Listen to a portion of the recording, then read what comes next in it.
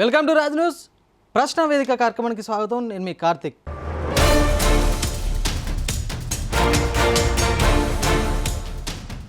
హైదరాబాదు రాజకీయాల్లో ముస్లిం vote bank చాలా కీలకం.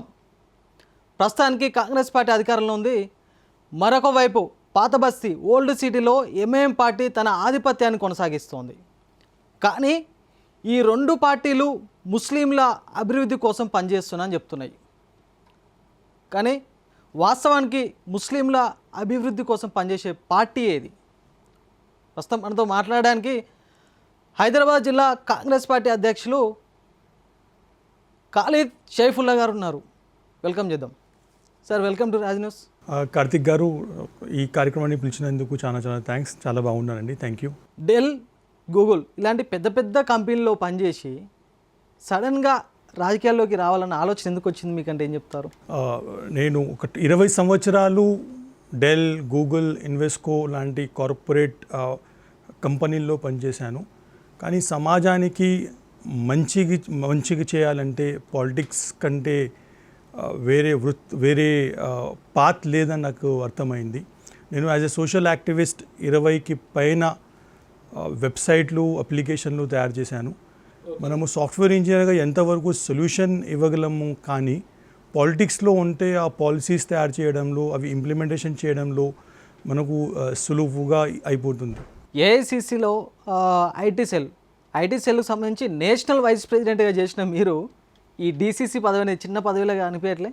కాంగ్రెస్ కార్యకర్తకి ఏ పదవి చిన్నది పెద్దదిగా ఉండదండి. అలా చూడము మనము కాంగ్రెస్ పార్టీలో. పార్టీ మన స్కిల్స్ని బట్టి ఏదైతే పదవి మాకు ఇస్తుందో ఆ పదవికి మనము మన రెస్పాన్సిబిలిటీగా తీసుకొని ఆ పదవికి ఏమైతే మనకు చేయాల్సిన జాబ్ డిస్క్రిప్షన్ ఏమైనా ఉంటుందో ఆ విధంగా అదే విధంగా మనం పనిచేయాలి. నేను as a national IT vice chairman కాంగ్రెస్లో 6 సంవత్సరాలు పనిచేశాను.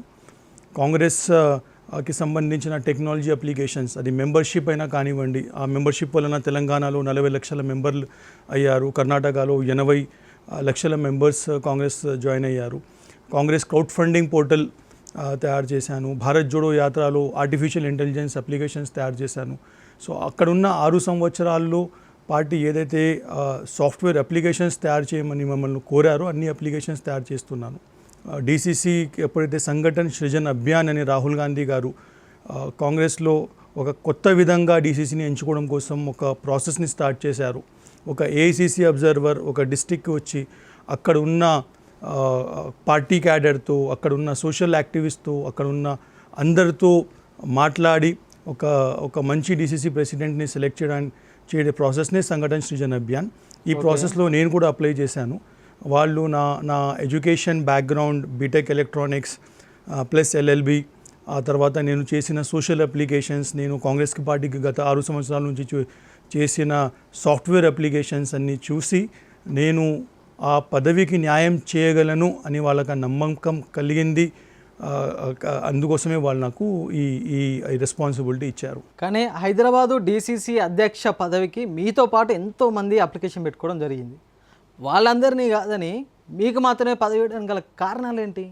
మనకు జరిగిన 10 రోజుల ట్రైనింగ్ కార్యక్రమం ఏదైతే వికారాబాద్లో జరిగిందో వాళ్ళు దీనికి సమాధానం చెప్పారు. వాళ్ళు ఏ విధంగా ట్రాన్స్పరెంట్ ప్రాసెస్, అంటే ఒక చీఫ్ మినిస్టర్ రేవంత్ రెడ్డి గారైనా కానివ్వండి, మన పిసిసి మహేష్ కుమార్ గౌడ్ గారైనా కానివ్వండి, మన ఇన్ఛార్జ్ మీనాక్షి నటరాజన్ గారు ఎవ్వరూ ఒక మనిషిని కూడా రికమెండ్ చేయలేదు అని చెప్పేశారండి. ఏఐసిసి అబ్జర్వర్స్కి ఒక పెద్ద అప్లికేషన్ తయారు చేసి ఇచ్చారు. ఆ అప్లికేషన్లో వారు ప్రతి అభ్యర్థి ఎవరైతే అప్లై చేసుకున్నారో వాళ్ళ స్ట్రెంగ్త్స్, వాళ్ళ వీక్నెస్, వాళ్ళతో మాట్లాడి వాళ్ళతో ఒక ఇంటర్వ్యూ చేసి వాళ్ళు ఎవరైతే ఆ పదవికి బెస్ట్ అనుకుంటారో ఆ విధంగా వాళ్ళు ప్రిఫరెన్సెస్ ఇచ్చి మళ్ళీ ఈ అబ్జర్వర్ పోయి కేసీ వేణుగోపాల్ గారి దగ్గర, జనరల్ సెక్రటరీ ఆర్గనైజేషన్స్ ప్లస్ అందరి ముందర ఎందుకు ఈ ఫలానా క్యాండిడేట్ని మాత్రమే సెలెక్ట్ చేస్తున్నామని అని వాళ్ళు చెప్తే దాని మీద వాళ్ళు డిస్కషన్స్ చేసి ఫైనల్గా రాహుల్ గాంధీ గారు సెలెక్ట్ చేస్తే అయ్యాము. సో అంటే అప్లై చేసిన వాళ్ళు మాకంటే తక్కువ అని నేను చెప్పడం లేదు. వాళ్ళు ఆ పదవికి అక్కడ ఉన్న లోకల్ సిచ్యువేషన్స్ని బట్టి ఎవరైతే బాగా న్యాయం చేయగలరో అని నమ్మకం వాళ్ళకు కలిగిందో వాళ్ళని ఆ పదవి ఇచ్చినారని నేను అనుకుంటున్నాను. సో వాళ్ళు చెప్పేశారు, you have earn this position, nobody has given this position as a favour. మీరు డీసీసీ పదవికి అధ్యక్షులు అయినారంటే మీలో ఉన్న స్కిల్స్, మీలో ఉన్న ఆ టాలెంట్ని బట్టే మిమ్మల్ని ఆ రెస్పాన్సిబిలిటీ ఇచ్చినారు. అంటే నేషనల్లో రాజకీయాలు చేశారు, ప్రజెంట్ గల్లీ రాజకీయాలు ఎలా ఉన్నాయి? ఇట్స్ లాట్ ఆఫ్ లెర్నింగ్ అండి. అంటే నేషనల్ రాజకీయాల్లో నేను ఒక సాఫ్ట్వేర్ ఇంజనీర్ కాబట్టి ఒక 20 సంవత్సరాల నుంచి కాంగ్రెస్ పార్టీలో చేరిన ఒక సాఫ్ట్వేర్ ఇంజనీర్ మైండ్ ఎలా ఉంటుందంటే ఏదైనా ఒక ప్రాబ్లమ్కి టెక్నాలజీ సొల్యూషన్ ఒకటి తయారు చేస్తారు. ఫలానాకి ఉదాహరణకి కాంగ్రెస్ ఒక ప్రతి ఈజియెస్ట్ వేగా మనము క్రౌడ్ ఫండింగ్ అంటే డబ్బులు కార్యకర్తల నుంచి అయినా ఎవరైనా కానీ కాంగ్రెస్ పార్టీకి సపోర్ట్ చేయాలనుకుంటున్నారు, వాళ్ళ దగ్గర నుంచి డబ్బులు ఎలా తీసుకోవచ్చు అనే ఒక ప్రశ్న వస్తే ఒక వెబ్సైట్ తయారు చేయాలా. ఆ వెబ్సైట్లో Google Pay, PhonePe, phone cards, debit card, credit కార్డ్తో డబ్బులు వాళ్ళు పే చేసేటట్టు ఉండాలా. అమౌంట్ 10 రూపాయలైనా పే చేస్తే ఇమ్మీడియట్గా వాళ్ళకు ఒక సర్టిఫికేట్ రావాలా అని ఈ విధంగా మనం ఆలోచించి టెక్నాలజీ సొల్యూషన్స్ ఇస్తాము. ఆ సొల్యూషన్స్ ఖచ్చితంగా పనిచేస్తాయి. కానీ ఈ రాజకీయాల్లో we have to deal with people. అంటే ఇక్కడ మనము మెషిన్లతో కాదు, సాఫ్ట్వేర్లతో కాదు, రాజకీయాల్లో మనుషులతో డీల్ చేస్తున్నాం కాబట్టి ఇది కొంచెం కాంప్లెక్స్ ఉంటుంది. ఒక 4 నెలల నుంచి నేను చాలా నేర్చుకున్నాను. ప్రతిరోజు ఒక లెర్నింగ్ లెసన్ ఉంటుంది. ఇంకా నేర్చుకుంటూనే ఉన్నాను. కానీ ఒక సాఫ్ట్వేర్ ఫీల్డ్ నుంచి వచ్చిన మీ మైండ్ సెట్ అందరినీ సమన్వయం చేసుకోగలుగుతుందా? నేను కాంగ్రెస్ పార్టీ జాయిన్ అయ్యింది కాంగ్రెస్ పార్టీ యొక్క ఐడియాలజీ చూసినండి. అంటే కాంగ్రెస్ పార్టీ కాన్స్టిట్యూషన్ మీరు తీసుకుంటే దాంట్లో ఉన్న first principle of Congress party ఏముంటుందంటే Congress party will always work for the betterment of people of Bharat. మనము మన స్కిల్స్ ద్వారా ఏ విధంగా అయినా మనము భారతదేశ పౌరులని, మనము సిటిజన్స్ని, ఈ దేశాన్ని మనం బాగు చేయొచ్చు అని అనుకుంటాం. సో ఆ ఎమోషన్ అనేది అందరికీ కామన్ కాబట్టి మనము ఎవరితో ఏ లీడర్లతో పని ఉన్నా వాళ్ళ దగ్గర పోయి మన కాన్సెప్ట్ చెప్పి వాళ్ళ సహకారం అడిగితే అందరూ మనకు సహాయం చేస్తున్నారు. కానీ రాష్ట్రంలో కాంగ్రెస్ పార్టీ ఏర్పడి దాదాపు 2 సంవత్సరాలు దాటింది. మీరు డీసీసీ అధ్యక్షులై కూడా 4 నెలలు దాటింది. ఎంతోమంది కాంగ్రెస్ పార్టీ కోసం కష్టపడ్డ కార్యకర్తలు ఆశాజనకంగా చూస్తున్నారు. దీని గురించి డివిజన్ ప్రెసిడెంట్ల పదవులు ఎప్పుడు వస్తాయి, డివిజన్ స్థాయి కమిటీలు ఎప్పుడు వస్తాయి, బ్లాక్ కమిటీలు ఎప్పుడు వస్తాయని ఎంతోమంది ఆశతో చూస్తున్నారు. ఇంతకు వస్తాయా రావా? చూడండి, already district Congress committee bodies అన్ని నియామకాలు జరిగిపోయినాయండి. అంటే Hyderabad district Congress committee body కూడా మహేష్ కుమార్ గౌడ్ గారు అనౌన్స్ కూడా చేశారు. పీసీసీ 100 పైన వైస్ చైర్మన్లు, జనరల్ సెక్రటరీలు, పీసీసీ ఎగ్జిక్యూటివ్ మెంబర్స్ అందరూ మనం అనౌన్స్ చేసేసారు. అదేవిధంగా డివిజన్ ప్రెసిడెంట్స్ కూడా పేర్లు మనం, ఎందుకంటే హైదరాబాద్లో ఈ కొత్త వార్డులు నియామకం వల్ల ఇంతకుముందు ఉన్న 150-300 వార్డ్స్ డివిజన్స్ అయిపోయినాయి కాబట్టి ఆ జాగ్రఫీకి సంబంధించి మళ్ళీ మనం కొత్త డివిజన్ ప్రెసిడెంట్స్లు, కొత్త బూత్లో నుంచి మనం ఆ పేర్లన్నీ ఎంపిక చేసి పంపించేసాము. అతి త్వరలోనే డివిజన్ ప్రెసిడెంట్స్ అన్నీ అనౌన్స్ అయిపోతాయి. డివిజన్ ప్రెసిడెంట్స్ డిస్ట్రిక్ట్ బాడీ అన్నీ అనౌన్స్ అయిపోయినాయి, కానీ మీడియాలో అసలు చేయలేదు అని వార్తలు వస్తున్నాయి. వాళ్ళు ఒకవేళ టీపీసీసీ సోషల్ మీడియా ఫాలో చేస్తే దాంట్లో మీకు డేట్తో పాటు ఎప్పుడైతే అనౌన్స్ చేస్తున్నామో డేట్స్ అన్నీ, అనౌన్స్ చేసిన పేర్లన్నీ మనకు అక్కడ కనిపిస్తాయండి. కాంగ్రెస్ పార్టీ అంటే కాంగ్రెస్ పార్టీ కాదు, కాంగ్రెస్ పార్టీ అని బీజేపీ, బీఆర్ఎస్ పార్టీ నాయకులు విమర్శలు చేస్తున్నారు. దీనిపై మీ స్పందన ఏంటి? చూడండి, కాంగ్రెస్ పార్టీ ఫామ్ అయ్యి 140 సంవత్సరాల్లో కాంగ్రెస్ పార్టీ ఏ కులానికి, ఏ మతానికి అటాచ్ అయ్యి ఉందండి. కాంగ్రెస్ పార్టీ ఎప్పుడు పాలసీస్ను బట్టి పనిచేస్తుంది. అంటే కాంగ్రెస్ పార్టీ ఒక మతం వారికి కానీ, ఒక కులం వారికి కానీ సపోర్ట్ చేయదు. కాంగ్రెస్ పార్టీ ఐడియాలజీనే చెప్తుంది. నేను ఇంతకుముందే చెప్పాను, కాంగ్రెస్ పార్టీ యొక్క goal for the betterment of the people of Bharat. ఒక సామాజిక రాష్ట్రాన్ని మనం తయారు చేయడము, భారతదేశంలో ఉన్న ప్రతి ఒక్కరికి ఏ విధమైన హెల్ప్ మనం చేయొచ్చు, వాళ్ళ జీవితాన్ని మనం ఏ విధంగా మంచికి చేయొచ్చు అని ఆలోచిస్తూ వాళ్ళ కోసం మనము పాలసీస్ తయారు చేస్తాం. కానీ మనం ఒక కులం కోసం కానీ, ఒక మతం కోసం కానీ ఎప్పుడూ కాంగ్రెస్ పార్టీ చేయదు. ఆ కాంగ్రెస్ పార్టీ పాలసీలోనే, అది కాన్స్టిట్యూషన్లోనే లేదు. వీళ్ళు జస్ట్ ఆ అపీజ్మెంట్ అనే పదం యూస్ చేసి బీజేపీ పని ఏం చెప్పండి, హిందూ ముస్లింల మధ్య విభేదాలు రెచ్చగొట్టడము. కానీ వాస్తవానికి బీజేపీ నాయకులు కూడా అంటారు, మా వెనకాల ఎంతోమంది ముస్లిమ్స్ ఉన్నారు, మా బీజేపీ పార్టీలో ముస్లిం నాయకులు ఉన్నారు, ఓటర్లు కూడా ఉన్నారు అనేసి అంటారు. కాంగ్రెస్ పార్టీ భారతదేశంలో దాదాపుగా 4,300 ఎమ్మెల్యేలు ఉన్నారండి. బీజేపీ పార్టీ మీరు చూస్తే ఇప్పుడు ఆ మ్యాప్ వాళ్ళ ఎమ్మెల్యేలు చూస్తే వాళ్ళు కొంచెం సౌత్లో కాకుండా నార్త్లో కూడా మ్యాప్ చూస్తే వాళ్ళు ప్రతి రాష్ట్రంలో వాళ్ళ ఎమ్మెల్యేలు ఉన్నారు. ఒక్క బీజేపీ పార్టీ నుంచి ఎమ్మెల్యేగా ఒక ఎమ్మెల్యే ముస్లిం పేరు మీరు చెప్పండి, లేదంటే ఒక ఎంపీ చెప్పండి, లేదంటే ఒక నామినేటెడ్ పోస్ట్లో ఎవరైనా రాజ్యసభలో ఎవరైనా ఉన్నారా? ఈ పార్టీలో వాళ్ళ జీవితం అంకితం చేసిన వాళ్ళని కూడా తీసేసి మళ్ళీ ఛాన్స్ ఇవ్వలేదు. సో పార్టీ పాలసీస్లో కూడా వచ్చింది. మన ప్రధానమంత్రి గారు అండ్ ఎలక్షన్స్లో వాళ్ళు చేసిన స్పీచెస్ వినండి, వాళ్ళ సోషల్ మీడియా క్యాంపెయిన్లో చూడండి. ఓకే, ముస్లింలు దోచుకుంటారు అండ్ ఈ విధమైన సోషల్ యాడ్స్ చెప్తారు, మీ బట్టలను చూసి మనము మీరే ఎటువంటి వారు తెలుసుకోవచ్చు అని చెప్తారు. సో వీళ్ళ క్యాంపెయిన్ మొత్తం ముస్లిం అగేన్స్ట్ ఉంటుందండి. ఏదైనా ఒక ఫిలింలో ముస్లిం విలన్గా చూపిస్తే ఆ ఫిలింని ప్రమోట్ చేస్తారు. కాంగ్రెస్ పార్టీకి ముస్లింల ఓటు బ్యాంకు ఎంతవరకు కీలకం అంటే ఏం చెప్తారు? కాంగ్రెస్ పార్టీకి ముందు చెప్పానండి, కాంగ్రెస్ పార్టీకి ఏ మతం ఓట్ బ్యాంక్ గురించి కాంగ్రెస్ పార్టీ ఆలోచించదండి. కాంగ్రెస్ పార్టీ ఆలోచించేది దేశ ప్రజల కోసం ఆలోచిస్తుంది. ఏ పార్టీలోనైనా ముస్లింలు దాదాపుగా 15% ఉన్నారు అంటే 20 కోట్ల ముస్లింలు భారతదేశంలో ఉన్నారు.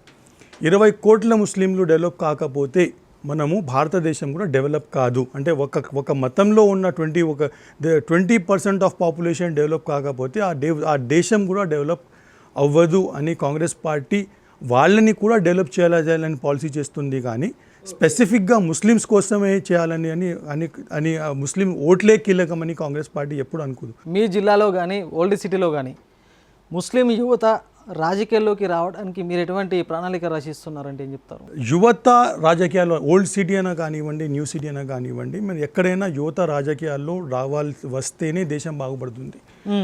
సో మనము ఓల్డ్ సిటీలో యువత రాజకీయాల్లో రావడం కోసం నేను స్పెసిఫిక్గా మీట్ యువర్ డీసీసీ అని చెప్పి ఎన్ఎస్యుఐతో వాళ్ళతో కానీ ఇండియన్ యూత్ కాంగ్రెస్తో వాళ్ళతో కానీ నేను ఇండివిజువల్గా కలిసి వాళ్ళతో మాట్లాడుతున్నాను.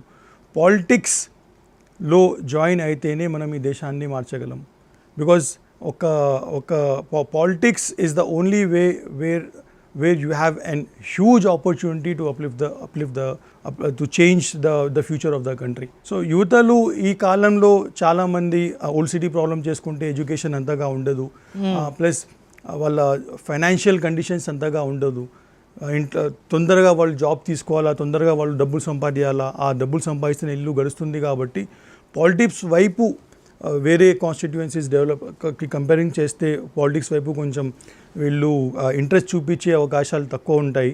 కానీ వాళ్ళని మోటివేట్ చేసి కొంతమంది ఎవరైతే మంచి సోషల్ స్కిల్స్ ఎవరైతే ఉన్నారో వాళ్ళని పాలిటిక్స్ వైపు తీసుకోవడానికి నేను చాలా కష్టపడుతున్నాను. హైదరాబాద్లో ముస్లింల ప్రాతినిధ్యం వ్యవహారంలో ఆ విషయంలో ఎంఐఎం పార్టీ, కాంగ్రెస్ పార్టీ ఈ రెండు పార్టీలకు మధ్య ఉన్న డిఫరెంట్ ఏంటి అంటే ఏం చెప్తారు? చూడండి, కాంగ్రెస్ పార్టీ 140 సంవత్సరాల చరిత్ర ఉన్న పార్టీ, ఈ దేశానికి స్వాతంత్రం ఇండిపెండెన్స్ తెచ్చిన పార్టీ. కాంగ్రెస్ పార్టీ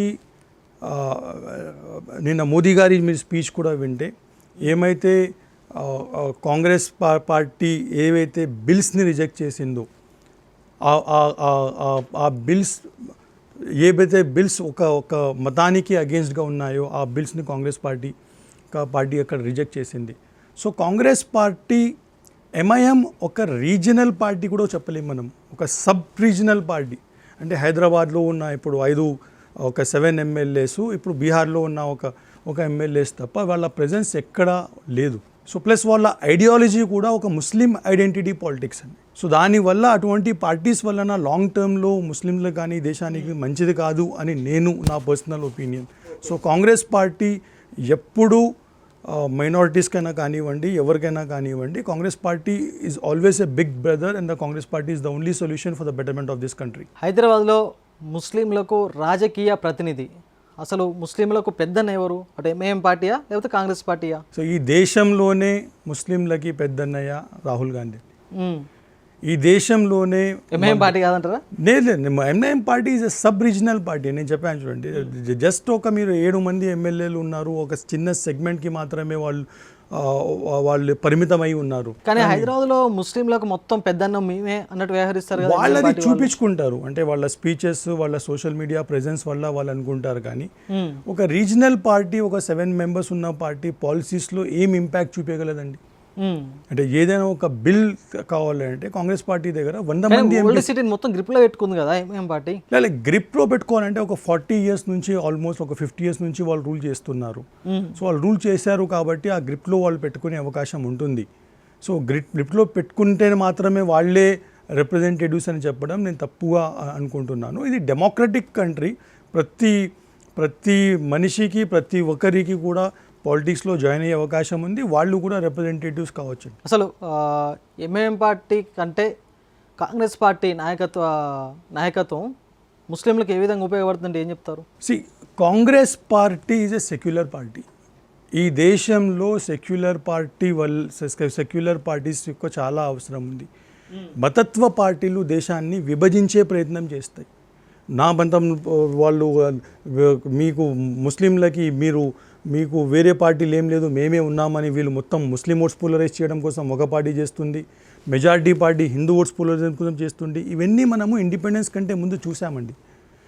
ఇండిపెండెన్స్ కదా ఎప్పుడైతే ఈ విధంగా వాళ్ళు ఒక 2 పార్టీలు మతం ఐడెంటిటీ పాలిటిక్స్ చేస్తారో ఈ దేశం 2 విధాలుగా చీలిపోతుంది. ఈ దేశాన్ని కల్పించే పార్టీ ముస్లిం పార్టీ. ఈ దేశాన్ని రాహుల్ గాంధీ గారి భారత్ జోడో యాత్రలో ఏమైతే చేశారో ఈ విధంగా మనము పోట్లాడకూడదు, ఈ విధంగా మతత్వ రాజకీయాలు చేయకూడదు, అందరు కలిసిమెలిసి ఉంటేనే భారతదేశంకి మంచిది అని భారత్ జోడో యాత్ర చేశారు. ఆ యాత్ర సక్సెసే మనకు చూపిస్తుంది. మీకు ఎంఐఎం పార్టీకి లోపాయకర ఒప్పందం ఉందా లేదా? నాకు తెలిసినంత వరకు మాత్రం లేదు. కేరళలో ముస్లిం లీగ్తో ఉంది, అది ఓపెన్గా తెలిసిందే. సో ఎప్పుడైతే ఏదైతే నేను సాఫ్ట్వేర్ మనిషిని కాబట్టి డాక్యుమెంట్లో చూసినంత వరకు నేను చెప్పలేదు. ఒకవేళ వాళ్ళు ఇండియా అలయన్స్లో ఉన్నారా, వాళ్ళు కాంగ్రెస్ పార్టీతో అలయన్స్ అయినట్టు ఏమైనా మనకు ఏమైనా స్టేట్ లీడర్షిప్ ఏమైనా అనౌన్స్మెంట్ చేస్తే అది చదివి నేను ఆన్సర్ ఇవ్వగలను. కానీ లోపల ఉందా లేదా అని దాని నుంచి నేను ఆన్సర్ చేయలేను, నేను లేదనే చెప్తున్నాను. నాటి నుండి నేటి వరకు ఓల్డ్ సిటీలో రూపురేఖలు మారలేదు, అభివృద్ధి జరగలేదు. దానికి గల కారణాలు ఏంటంటే ఏం చెప్తారు? కంపారిటివ్గా మీరు చూస్తే old city when compared to new city డెవలప్మెంట్లో మీకు తేడా చూపిస్తుంది. అండ్ అట్లా లేదు జరిగింది అని చెప్తే అది అబద్ధం అవుతుంది. కానీ కాంగ్రెస్ పార్టీ ఎప్పుడు కూడా ఓల్డ్ సిటీ డెవలప్మెంట్ కోసం ఇంతకుముందు రాజశేఖర రెడ్డి గారు సీఎం ఉన్నప్పుడైనా సీఎంగా పనిచేసినప్పుడు కానివ్వండి, ఇప్పుడైనా కానివ్వండి, ఓల్డ్ సిటీ డెవలప్మెంట్ కోసం కాంగ్రెస్ పార్టీ చాలా ప్రయత్నిస్తుంది. రాజశేఖర రెడ్డి గారు ఉన్నప్పుడు connecting old city to new city జరిగిందండి. ఒకవేళ చంద్రాయన్ గుట్ట ఫ్లైఓవర్ అయినా కానివ్వండి, మీరు రింగ్ రోడ్ కానివ్వండి, ఇవన్నీ మనం చేసింది ఓల్డ్ సిటీకి న్యూ సిటీకి కనెక్ట్ చేయడం కోసం. మెట్రో రైల్ కూడా ప్రాజెక్ట్ బీఆర్ఎస్ గవర్నమెంట్ వాళ్ళు ఉన్న 10 ఇయర్స్ మెట్రో ఓల్డ్ సిటీలో చేయనివ్వలేదు. బట్ కాంగ్రెస్ వచ్చి మళ్ళీ మెట్రో స్టార్ట్ అయింది. ఒకవేళ మెట్రో వచ్చేస్తే అక్కడ నుంచి చదువు కోసం లేకుంటే జాబ్స్ కోసం అక్కడ నుంచి వాళ్ళు ట్రావెల్ ఈజీ అయిపోతుంది, ప్లస్ వాళ్ళ డెవలప్మెంట్ అయ్యే అవకాశాలు ఎక్కువ ఉంటాయి. కానీ వాస్తవానికి మీ ఓల్డ్ సిటీ ప్రజలే అంటున్నారు, ఓల్డ్ సిటీ ప్రజలు ప్రభుత్వానికి ట్యాక్సీ కట్టడానికి తప్ప డెవలప్మెంట్కి పనికిరాదు, ప్రస్తుతం కాంగ్రెస్ ప్రభుత్వం కూడా డెవలప్మెంట్ విషయంలో ఫెయిల్ అయిపోయిందని అంటున్నారు. చూడండి, కాంగ్రెస్ పార్టీ చేసిన ప్రతి స్కీమ్, అది ఫ్రీ బస్ ఫర్ ఉమెన్ అయినా కానివ్వండి, ఇవన్నీ ఓల్డ్ సిటీలో వాళ్ళు కూడా యూజ్ చేసుకుంటున్నారు. అంటే నేను ఎన్నో ఎగ్జాంపుల్స్ చెప్తాను. ఒకవేళ పనిచేసే ఉద్యోగం అంటే ఎక్కువ ఎడ్యుకేషన్ లేకుండా ఎవరైతే వేరే పనులు ఏమైనా చేస్తున్నారో అటువంటి చాలామంది మన సిస్టర్స్ ఆ బస్లో ఫ్రీ బస్ తీసుకొని ఓల్డ్ సిటీ నుంచి న్యూ సిటీకి వచ్చి జాబ్స్ చేస్తుంటున్నారు. ఒకవేళ ఫ్రీ ఎలక్ట్రిసిటీ 200 యూనిట్స్ అది కూడా ఓల్డ్ సిటీ వాళ్ళు యూజ్ చేసుకుంటున్నారు. చూడండి, ఇంకా రైస్ ఏదైతే స్టేట్ గవర్నమెంట్ మనం పంచుతుందో అది కూడా ఓల్డ్ సిటీ బెనిఫిట్ చేస్తున్నారు. ఇప్పుడు మెట్రో వచ్చేస్తుంది, ఒకసారి మీరు విజిట్ చేయండి చార్మినార్కి. మెట్రో విధంగా ఏ విధంగా ఫాస్ట్ పనులు జరిగిపోతున్నాయో. సో ఈ పనులన్నీ ఓల్డ్ సిటీకి మనము న్యూ సిటీకి ఈక్వల్గా డెవలప్ చేయాలని కాంగ్రెస్ పార్టీ పనిచేస్తుంది. ఎస్, పబ్లిక్ గవర్నమెంట్ స్కీమ్స్ యూటిలైజేషన్లో ఓల్డ్ సిటీ డేటా మీరు చూస్తే కంపారిటివ్లీ టు న్యూ సిటీ చాలా అండర్ డెవలప్గానే కనిపిస్తుంది. అవి కూడా మనం ప్రయత్నం చేస్తున్నాము. రానున్న జిహెచ్ఎంసీ ఎన్నికల్లో పాత బస్తీలో ఓల్డ్ సిటీలో ఎంఐఎం పార్టీని ఎదుర్కొనే సత్తా కాంగ్రెస్ పార్టీకి ఉందా అంటే ఏం చెప్తారు? కాంగ్రెస్ పార్టీ రేవంత్ రెడ్డి గారి నాయకత్వంలో ఏమైతే మనం మంచి పనులు చేస్తున్నామో, మీకు జరిగిన పంచాయత్ ఎలక్షన్స్ అయినా కానివ్వండి, మున్సిపల్ ఎలక్షన్స్లో కానివ్వండి, మనము ఒక మెజారిటీతో గెలుచుకున్నాము. అదేవిధంగా కాంగ్రెస్ పార్టీ క్యాడర్ ఎక్కడికి పోలేదు. కాంగ్రెస్ పార్టీ క్యాడర్ ఓల్డ్ సిటీలో కూడా ఉంది. నేను మన్రేగా బచావో యాత్ర చేశాను, నేను అన్ని డివిజన్స్ విజిట్ చేస్తున్నాను. సో కాంగ్రెస్ పార్టీ ప్రతి డివిజన్లో కాంగ్రెస్ పార్టీలో చాలామంది వచ్చి చేరుతున్నారు. సో కాంగ్రెస్ పార్టీ తప్పకుండా ఈ వచ్చే జిహెచ్ఎంసీ ఎలక్షన్లో మంచి రిజల్ట్స్ గెలుచుకునే అవకాశం ఉంది అని నేను అనుకుంటున్నాను. ఓకే, మీరు మహిళా బిల్లు పైన గాంధీ భవన్లో ప్రెస్ మీట్ కూడా ఏర్పాటు చేసి మాట్లాడడం జరిగింది. అసలు కాంగ్రెస్ పార్టీ మహిళా బిల్లును ఎందుకు వ్యతిరేకిస్తుందండి, ఏం చెప్తారు? సార్, మహిళా బిల్ సెప్టెంబర్ 2023లో కాన్స్టిట్యూషన్ అమెండ్మెంట్ 106 కింద పాస్ అయిపోయింది కదా, అది రిపీల్ కాలేదు.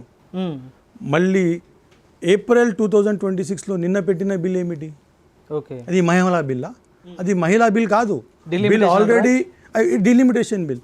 ఓకే, వాళ్ళు తెచ్చింది డిలిమిటేషన్ బిల్, దాన్ని పేరు పెడుతున్నారు మహిళా బిల్ అని. సో డీలిమిటేషన్ పేరు చెప్పి జనాలను మోసం చేసి, మహిళా బిల్ అని పేరు చెప్పి జనాలను మోసం చేసి డీలిమిటేషన్ బిల్ పాస్ చేయడం కోసం వాళ్ళు ఏదైతే ప్రయత్నం చేశారో దాన్ని అగెయిన్స్ట్గా మనం చెప్పాము. కాంగ్రెస్ పార్టీ హిస్టరీ చూడండి. కాంగ్రెస్ పార్టీలో 5 ఉమెన్ చైర్పర్సన్స్ ఉన్నారు. యానీ బిసెంట్, సరోజినీ నాయుడు, ఇందిరాగాంధీ, సోనియా గాంధీ, వీళ్ళందరూ కాంగ్రెస్. వాళ్ళ ఒక్క పేరు చెప్పండి బీజేపీలో ఇప్పటి వరకు ఎప్పుడైనా వీళ్ళు ఒక ఉమెన్ చైర్పర్సన్ని చేశారా? చేయలేదు. 15% లోకల్ బాడీ ఎలక్షన్లో రిజర్వేషన్ ఇచ్చింది ఏ గవర్నమెంట్ అండి? 1992లో మేము ఇచ్చాము. దానివల్లన ఇప్పుడు 15 lakh ఉమెన్ లీడర్స్ ఉన్నారు, సర్పంచ్లు, లోకల్ బాడీ కార్పొరేట్. అది కాంగ్రెస్ పార్టీ చేసింది. డీలిమిటేషన్ బిల్ని మహిళా బిల్ అని చెప్పి ప్రజలు మోసం చేసే ప్రయత్నం వీళ్ళు చేస్తే దాన్ని మనం కాదన్నాం, కానీ మేము ఉమెన్స్ రిజర్వేషన్ బిల్ని ఎప్పుడు కాదనలేదు. యుఎస్ ట్రేడ్ డీల్స్ అవుతున్నాయో, ఆ డీల్స్ చట్టాలను కాంగ్రెస్ పార్టీ ఎందుకు వ్యతిరేకిస్తుంది? అసలు చూడండి, మోదీ గారు భయపడి చేసిన డీల్ అది. అసలు ఏం జరిగిందంటే క్రోనాలజీ చూడండి. 30th January 2026కి ఎప్స్టీన్ ఫైల్స్లో మోదీ గారి పేరు వచ్చింది. ఆ తర్వాత 2nd Februaryకి మోదీ గారితో ట్రంప్ గారు మాట్లాడారు. వాళ్ళు మాట్లాడి ఏం భయపెట్టారో ఏమో తెలియదు. 6th Februaryకి US trade deal India sign చేసింది. ఏమని సైన్ చేసింది?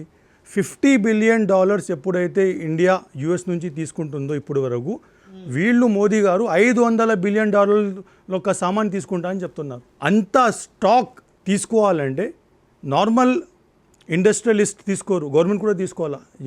ఎవరి డబ్బులతో వాళ్ళు వచ్చి అమెరికన్ ప్రోడక్ట్స్ తీసుకుని వస్తున్నారు. ఆ $500 billion సామాను మన మార్కెట్లోకి వస్తే మన మన మన మన మన రైతులకి ఏమవుతుంది, మన ప్రోడక్ట్లకి ఏమవుతుంది? అది కూడా ఆ ప్రోడక్ట్లకి 0 tariff చేసేసారు. అగ్రికల్చర్ ప్రోడక్ట్స్, సోయాబీన్, కార్న్ పైన కాంగ్రెస్ గవర్నమెంట్ 36% ట్యాక్స్ పెడితే మన రైతులను కాపాడాలని పెడితే అది 0 చేసేసారు. వేరే ప్రోడక్ట్స్, డైరీ ప్రోడక్ట్స్, వేరే ప్రోడక్ట్స్కి 100% ట్యాక్స్ ఉంటే దాన్ని 0 చేసేసారు. సో మోదీ గారు భయపడి చేసిన యుఎస్ ట్రేడ్ డీల్ అది. దానివల్ల ఇండియాలో ఉన్న 6.5 crore ఎంఎస్ఎంఈలకి నష్టం జరుగుతుంది. 10 కోట్ల మంది జాబ్స్ పోయే అవకాశం ఉంది. ఏ ప్రధానమంత్రి కూడా ఎవ్వరు కూడా భయపడి ఇంత వీక్ డీల్ సైన్ చేయరు. జబ్ జబ్ దేశ్ కా నేతా డర్తా హై తబ్ తబ్ ఏ దేశ్ కు బేచ్తా హై. సో ఇది ఆ డీల్ వల్ల దేశానికి నష్టం జరుగుతుంది కాబట్టి మేము ఆ డీల్ని ఆపాలని మనము ధర్నాలు, ప్రొటెస్ట్లు చేస్తున్నామండి. మన్రేగా స్కీమ్కి సంబంధించి మన్రేగా స్కీమ్ పేరు మార్పు పైన మీరు యాత్ర కూడా చేపట్టడం జరిగింది. అసలు మన్రేగా స్కీమ్కు అర్బన్కి ఏమైనా సంబంధం ఉందా? మీరు ఎందుకు యాత్ర చేసారు? అంటే ఎందుకు మీరు ప్రతిదాన్ని రాజకీయం చేస్తారు అర్బన్లో? మన్రేగా బచావ్ యాత్ర నేను చార్మినార్ నుంచి ప్రతి కాన్స్టిట్యుయెన్సీలో చేసింది వాస్తవమే. దానికి చాలా రెస్పాన్స్ వచ్చింది. మీరేం చెప్తున్నారంటే మన్రేగాకి అర్బన్కి ఏం సంబంధం అంటున్నారు. మన్రేగా ఒకవేళ గ్రామాల్లో ఆగిపోతే ఆ గ్రామాల్లో ఉన్న వాళ్ళు ఎన్ని రోజులు ఆకలితో ఉంటారు? వాళ్ళు సిటీకి వస్తారు. సిటీకి వస్తే ఎక్కడ ఉంటారు? మనకి ఇప్పుడే ఓల్డ్ సిటీలో జనాలకి ఇంటికి రెంట్ జరగడం లేదు. వాళ్ళు సిటీకి వచ్చేస్తారు. వచ్చిన తర్వాత వాళ్ళు ఏం చేస్తారు? వాళ్ళకి జాబ్స్ ఎవరు ఇస్తారు?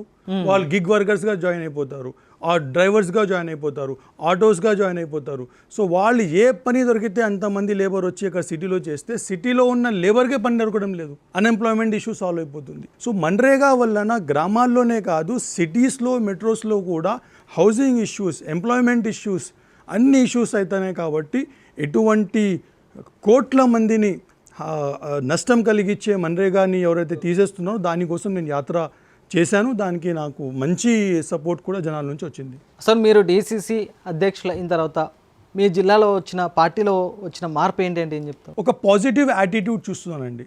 ఇండియన్ యూత్ కాంగ్రెస్తో అయినా కానివ్వండి, మీరు అన్ని అసెంబ్లీ ఇన్ఛార్జ్ గారు చాలా సపోర్ట్ నాకు ఉంది.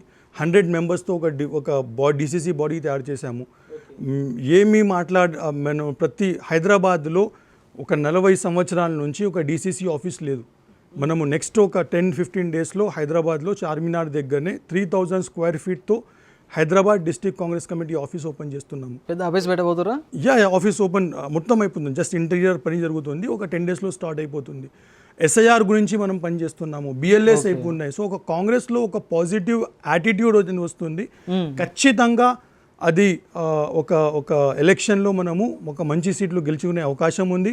ఒక మంచి లీడర్లను తయారు చేసే అవకాశం ఉంది. సిటీలో కొత్త లీడర్లు తయారు కాబోతురా పార్టీలో? ఖచ్చితంగా అండి. ఇది మాత్రం నేను గ్యారంటీ ఇవ్వగలను.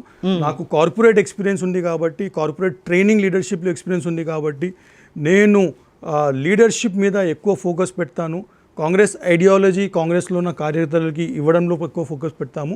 మీరే చూస్తారు, ఒక 1 ఇయర్లో ఓల్డ్ సిటీలో చాలా మంచి లీడర్లు తయారవుతారు. నాకు నమ్మకం, గట్టిగా నమ్మకం ఉంది. రైట్, ఇది ఈనాటి ప్రశ్న వేదిక కార్యక్రమం. చూస్తూనే ఉండండి రాజ్ న్యూస్. మరో గెస్ట్తో మళ్ళీ కలుద్దాం.